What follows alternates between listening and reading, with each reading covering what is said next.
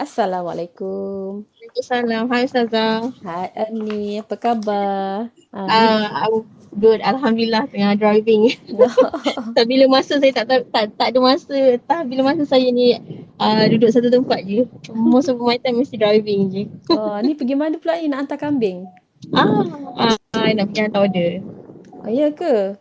Oh, Ke rumah saya tu bila itulah. InsyaAllah akan hantar juga ni. Kalau tak pun ni petang ni saya singgah sekali lah kot. Saya pergi buat pengantaran ke Putrajaya. And then balik tu saya singgah lagi pasal tu. Okey. So sebelum naklah sampai tu kena tanya dulu takut saya kat rumah saya ataupun rumah mak. Tapi tak jauh kan rumah Ustazah Ha. dengan rumah mak kan? Tak jauh, Tak ada dekat je. masalah. Pergi je. Okey. So Ustazah, kita minggu lepas berapa? Minggu lepas kita 2-3 hari yang lepas kita cerita pasal ni kan. Kita cerita pasal apa? Surah Surah Al-Fatihah. Al-Fatihah. Jadi kita itu pengenalan je lah. Kali ni kita nak cerita tentang surah Al-Fatihah ni dia punya intipati. Kita bermula dengan ayat pertama. Ya betul. Intipati surah Al-Fatihah tu. Jadi kita baca, kalau kita tak faham pun kita benda tu tak sampai. Even solat pun tak khusyuk sebenarnya. Ya betul. Sambil bawa kereta tu bolehlah kita cerita dulu. Saya tak 7 ayat tu kira banyak juga tau. Tapi kalau saya nak saya cadangkan 2 ayat yang termasuk isti'azah sekali lah. A'udzubillahi minasyaitanirrajim. Dengan bismillahirrahmanirrahim. Yang tu je dulu. Boleh kita mulakan dengan 2 ayat atas tu, 2 ayat permulaan setiap surah. Kecuali surah At-Taubah kan. Okey, dan semua surah semua ada bismillah. Cuma ayat Taubah, surah At-Taubah je tak ada tidak dibacakan surah bismillah. Sebab menunjukkan dalam surah At-Taubah tu Allah marah sangat terhadap orang munafik. Masa tu perang Tabuk. Yang mana lari daripada perang, yang mengaku beriman kan. Sebab Allah ni memperkenalkan diri dia kepada manusia yang dia tu bahawasanya Allah itu Maha Pemurah lagi Maha Pengasih. Allah sayang kita ni. Tapi manusia yang lari jauh daripada dia. Yang tak nampak dia, tak nampak Allah tu kan. Dia lari jauh. Sedangkan Allah kata, lihat setiap kejadian yang ada dekat muka bumi ni adalah makhluk yang mana Allah yang ciptakan. Itu ciptaan dia tu semua tanda kasih kepada manusia. Dan Allah bagi manusia tu pilihan. Kita tak boleh salahkan kepada penciptaan qada dan qadar Allah, kata ni dah ketetapan untuk aku. Sedangkan Allah bagi dia bagi dia pilihan. Itulah menunjukkan itu yang membezakan kita dengan antara manusia dengan malaikat, antara manusia membezakan kita antara manusia ni dengan malaikat, dengan haiwan lain. Apa kita diberi pilihan.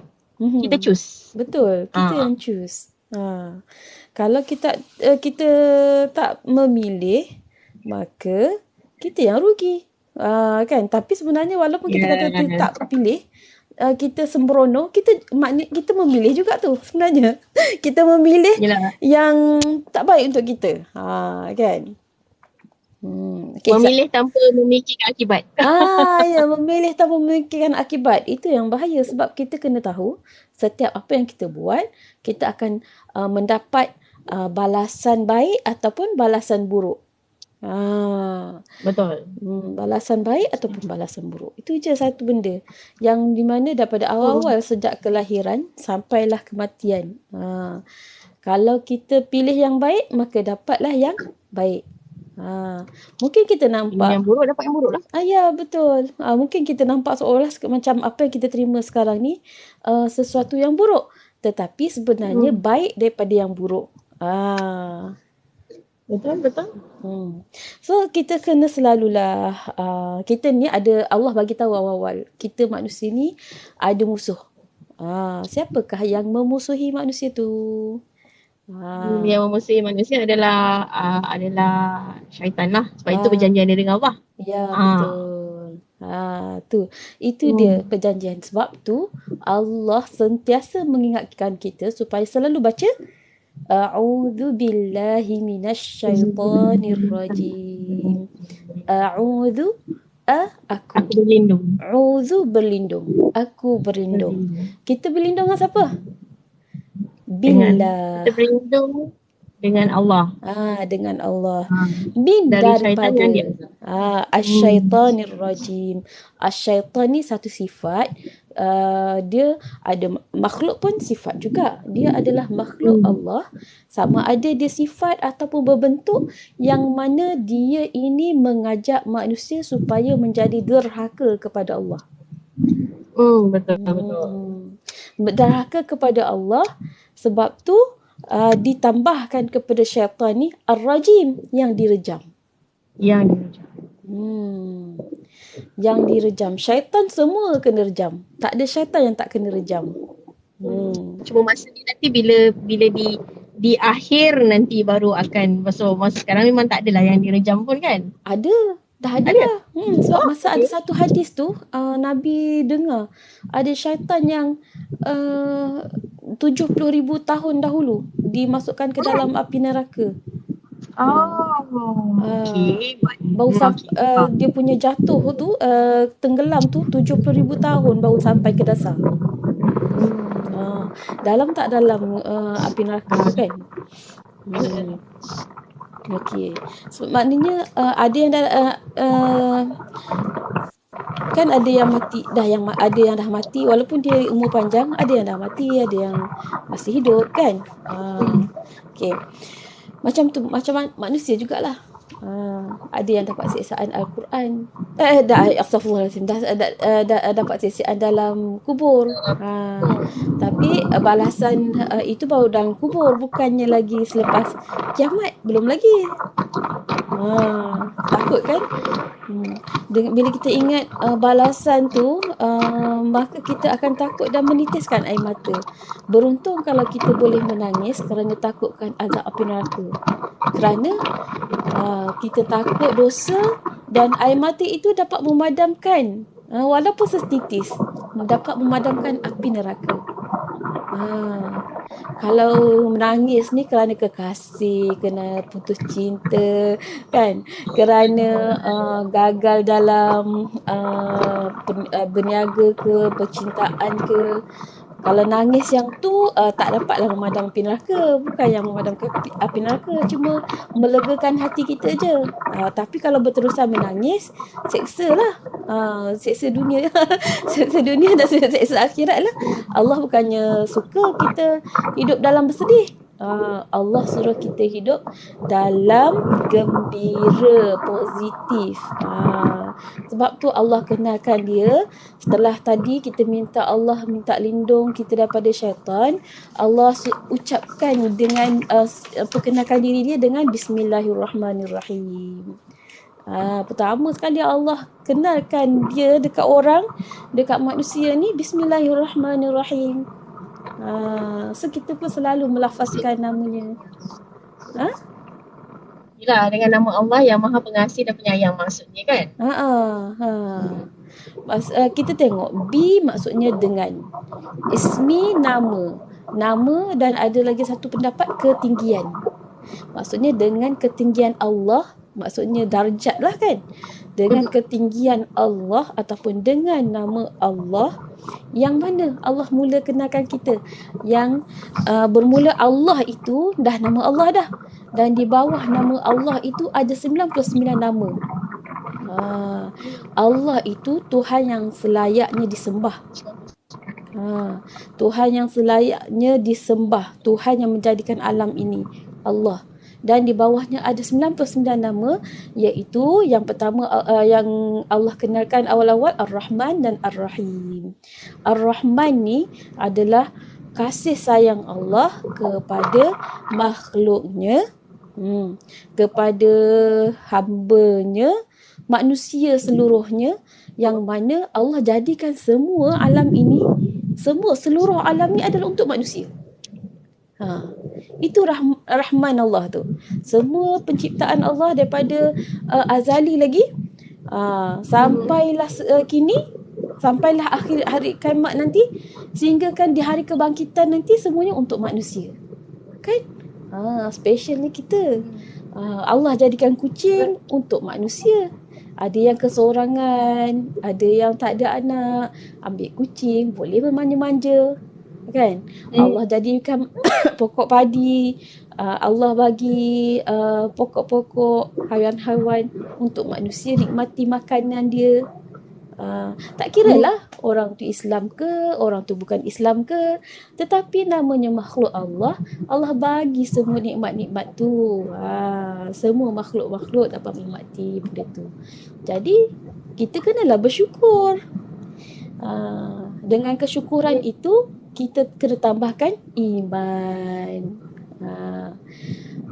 Allah bagi tahu salah satu cara menambahkan iman apa Ustazah? Menambahkan apa? Menambahkan iman. Salah satu cara untuk menambahkan iman kita dalam diri. Okey, salah satu cara menambahkan iman kita adalah pertama sekali buat yang Allah suruh. Tinggalkan yang Allah larang. Tu paling senang. Buat yang Allah senang disebut tapi berlawan di hati. Buat yang Allah suruh dan tinggalkan yang dilarang, kan? Senang disebut, betul tak? Macam apa paling basic is paling asasnya kalau perempuan ni menutup aurat. Ya, paling betul. Asas paling asasnya dia Allah larang jangan menunjukkan aurat. Kita kena ikutlah. Tu yang manusia, yang perempuan melaluinya satu cabaran. Sebab apa Allah kita buat benda tu dengan untuk jadi beriman, sebab Allah kata dia ada lagi sifat namanya Ar-Rahim, yang pengasih. Kasih dia, kasih dia kepada orang yang beriman. Tadi Ar-Rahman kepada seluruh makhluk, kan? Terutamanya manusia, kan? Terutamanya manusia. Okey. Tetapi Allah ada lagi sifat Ar-Rahim untuk orang yang manusia yang beriman. Maksudnya bila dia membuat apa yang disuruh oleh Allah dan meninggalkan larangan Allah, maka Allah kata kasih dia nanti setelah manusia itu mati, dia akan ditempatkan tempat orang yang dia kasih. Jadi kita mestilah nak kerjakan supaya kita dapat terpilih mati kita di dalam beriman, supaya kita dihidupkan semula bersama-sama tempat orang yang Allah kasih. Kasih dan sayang. Semoga kita ni diarah ke arah yang lebih baik lah. Sebab saya rasa sekarang ni masa dah singkat sangat Ustazah. Saya dapat rasa masa kita dah singkat sangat. Macam satu hari saya baru macam buat kerja sekejap je. Dah setengah hari?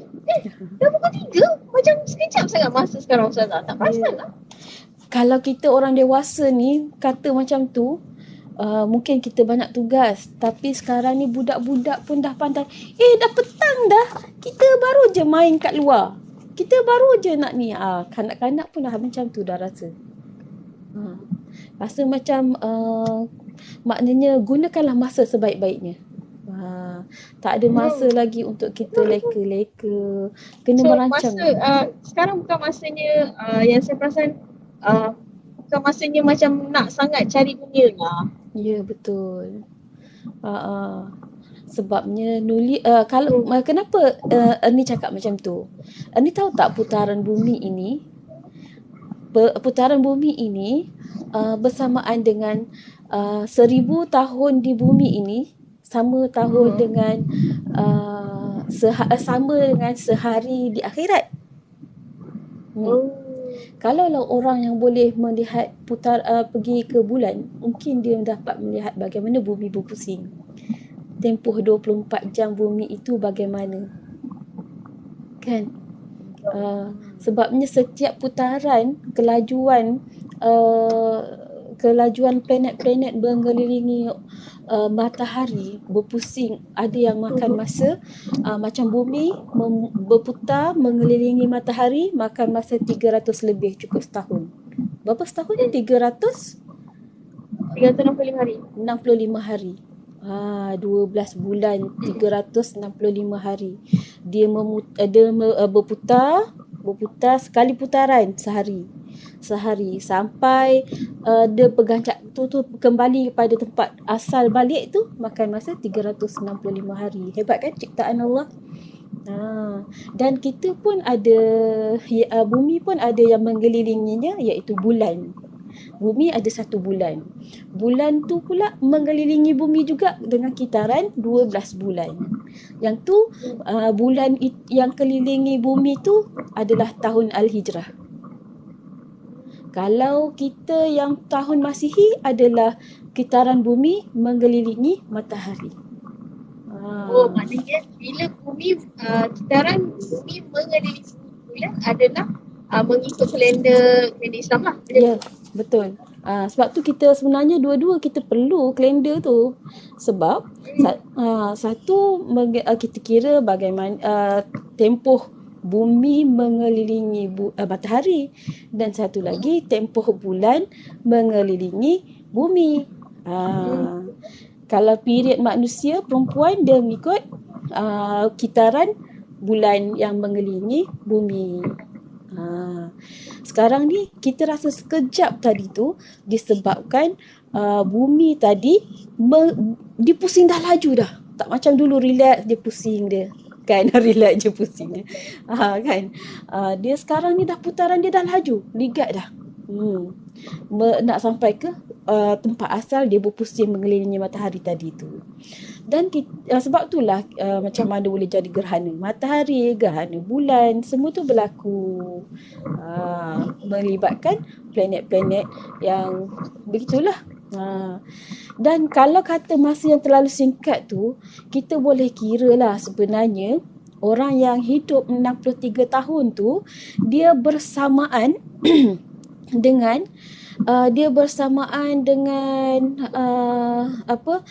akhirat 1 jam 15 minit. Sebab satu hari akhirat sama dengan 1000 hari dunia.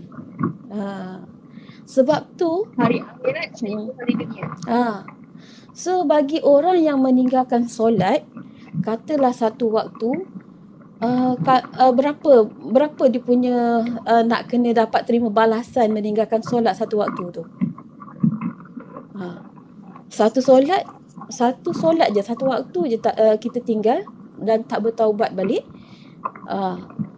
kita akan dihujam ke dalam api neraka. Jadi kita boleh bayanglah, kalau lah kata satu hari akhirat pun kita sama dengan 1000 hari dunia. Satu penyeksaan yang sangat pedih. Penyeksaan dia lah teruk. Dan masa dekat sana, saya nak cerita pun takut sebab kita ni selalu ada dosanya kan. Tapi itu yang dikatakan orang bijak adalah mengingati mati. Sebab apa? Bila mati nantilah adanya pembalasan. Pembalasan ni pula bukannya sekadar dekat akhirat, sebenarnya dekat dunia pun apa yang kau buat itulah yang kau dapat. Kat dunia pun ada rasa juga kan. Jangan cakap kat dunia tak ada, ada je kifarah dia. Maknanya ada masa bila kita terkena sesuatu dan kita remind balik, oh ini mungkin yang sebelum ni. Maknanya benda tu kat dunia pun dah ada, dekat akhirat lagilah kalau macam kita ni tak bertaubat ke, tak minta maaf ke, lagilah teruk nanti bila kat akhirat.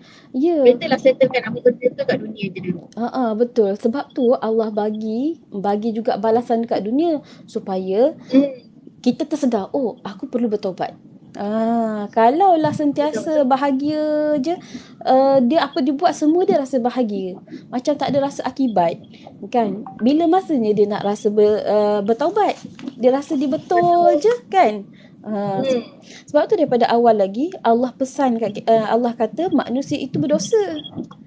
Jadi jangan kita perasan rasa suci.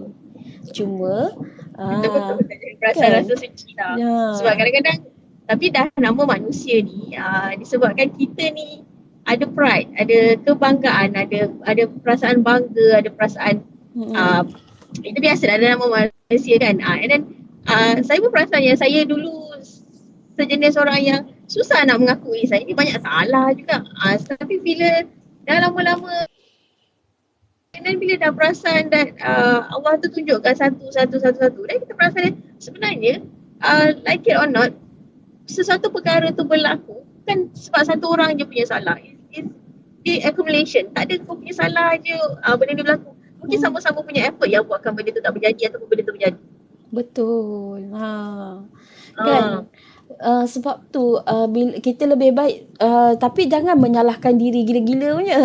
Cuma kita sedar, oh aku pun ada tak dosa. adalah. Kan? Kalau kita menyalahkan diri, semua ni akulah kena, macam tu kan, akan merosakkan diri kita. Cuma Allah nak kita bertaubat je. Bila sedar dia Betul. rasa, kita bertaubat kembali kepada dia. Bertaubat dan start perbaiki diri lah. Sebab bila Hmm. bila kita dah sedar yang kita salah, Mm-mm. kita believe yang kita boleh keluar daripada situasi ni. Kita percaya yang kita boleh keluar dari situasi ni dan kita niat, ya Allah bantulah aku untuk keluar dari situasi ni, dan insyaAllah Allah akan bantu. Dan itu yang saya praktikkan sampai sekarang lah. Itu yang saya praktikkan sampai sekarang. Bila Ernie cakap macam Cumanya tu, perjalanan untuk berubah ni panjang lah Ustazah. ya, Saya tak boleh jangka yang kita boleh berubah dalam masa sehari ke 2 hari, tak boleh. It's really a journey sebenarnya nak berubah ni. ya betul. Sebab tu kita perlu menyediakan diri kita. Kena sediakan diri kita. Sediakan diri kita bersama-sama, kena duduk dalam circle.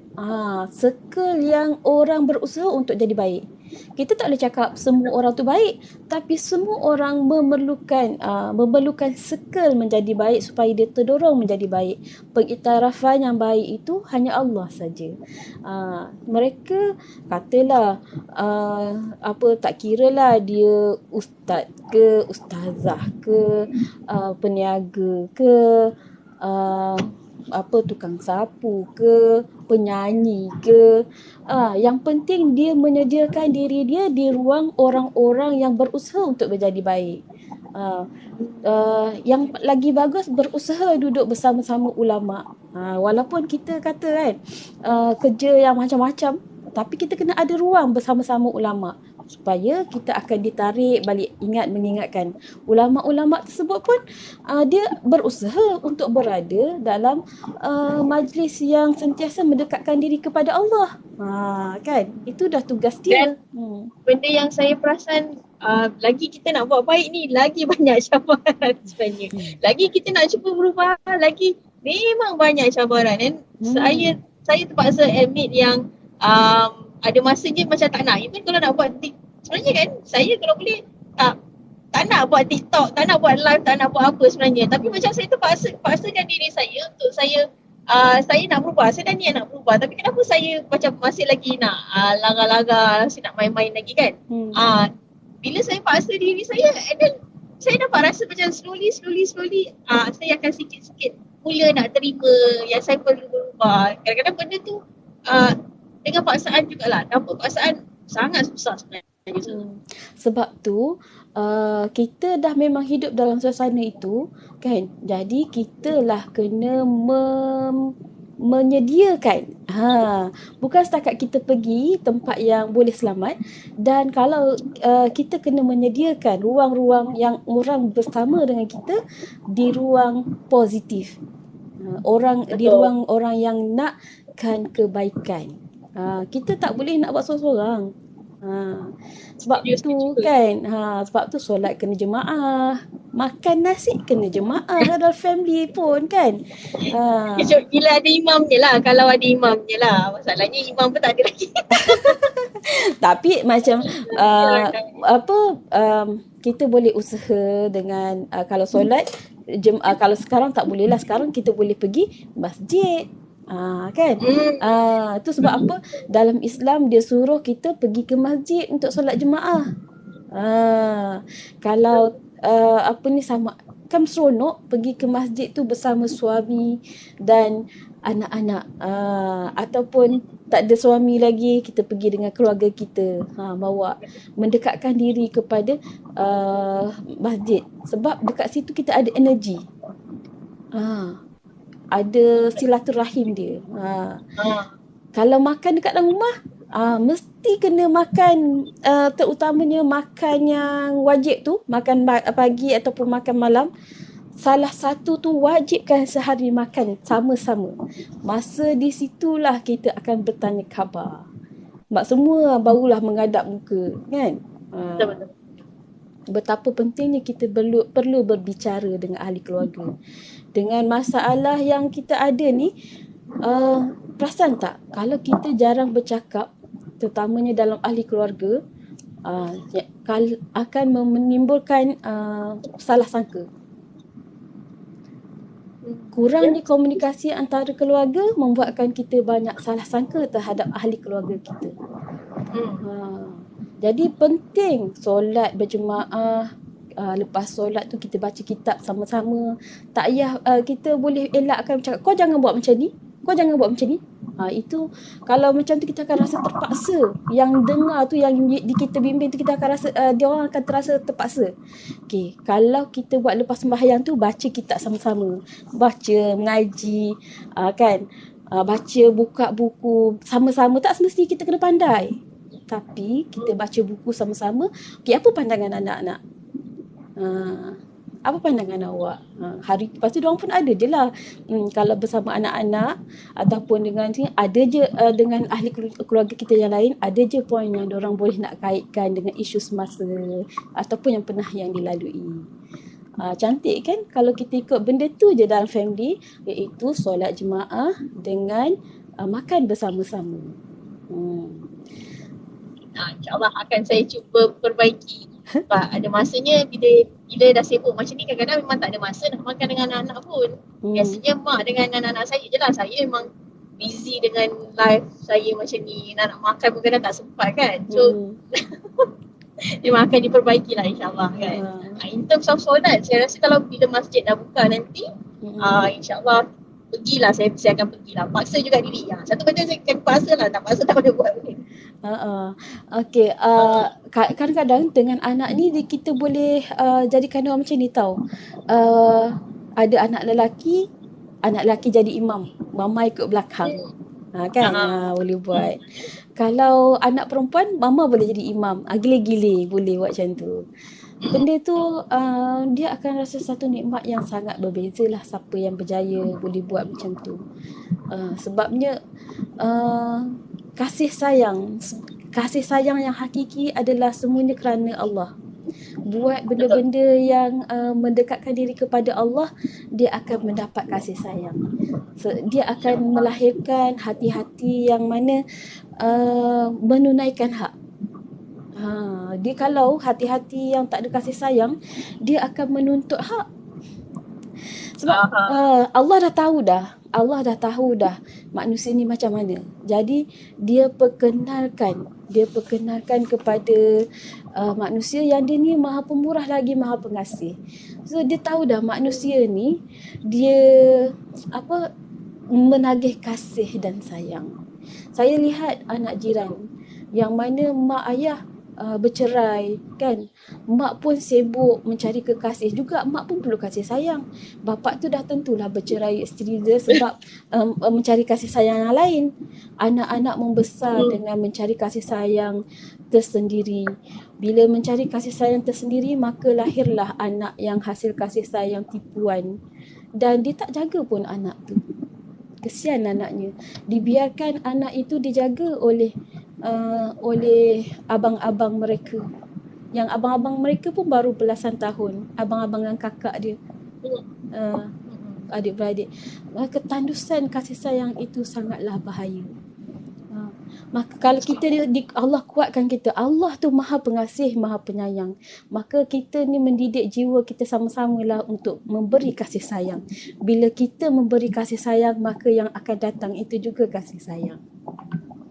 Kan? InsyaAllah. InsyaAllah. Itulah Ustazah, dah lebih 15 minit dah Ustazah. Dah dekat 5. Ustazah di kelas kan? Ya betul. Itulah setakat tu dulu.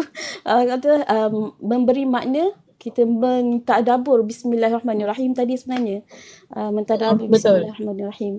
Mudah-mudahan kita akan bertemu lagi untuk bercerita yang ayat seterusnya. Kita InsyaAllah. hari ini kita bercerita tentang bismillahirrahmanirrahim. Kita tunaikan hak itu juga, hak berkasih sayang kepada ahli keluarga dan yang dikeliling. Okey, terima kasih Ermi. Terima kasih banyak Ustazah. Sudi sama-sama live hari ni. Macam mana pun kita usaha juga sebab kita nak bagi yang terbaik untuk sesama, mewujudkan kehidupan yang baik-baik. Okey Ermi dan yang lain-lain. Okay. Assalamualaikum. Waalaikumsalam. Bye Ustazah. Bye.